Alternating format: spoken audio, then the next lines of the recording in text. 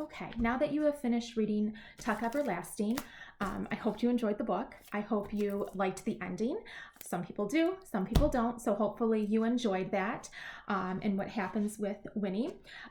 So what we're going to do now is make sure we finished up all of 22 and 23 this week. You should have finished up already page 21 and submitted that. But now we're working on the questions. So everything on pages 22 and 23. We are also working on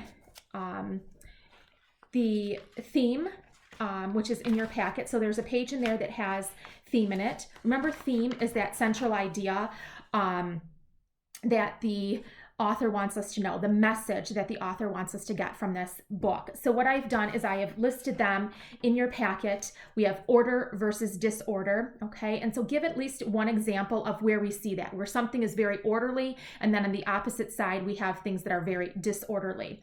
And then the natural life cycle. We saw that a lot when he was with the Tuck. So think back to that section and write down at least one example.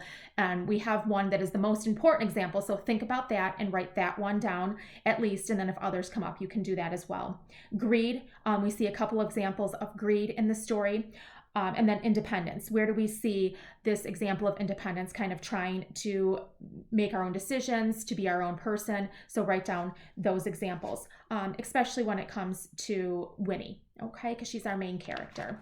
We also have the fantasy elements sheet. So we've worked on these sheets before. You should be very familiar with them. Look at the elements and then write down examples. So go ahead and kind of just go through the plot, rewrite it out.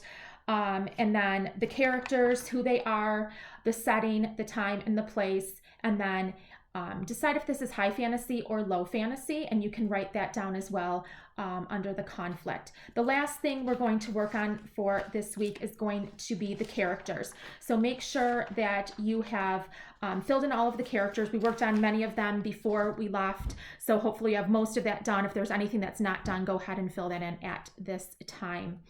Hopefully you're having a great week, and if you have any questions, let me know. Take care.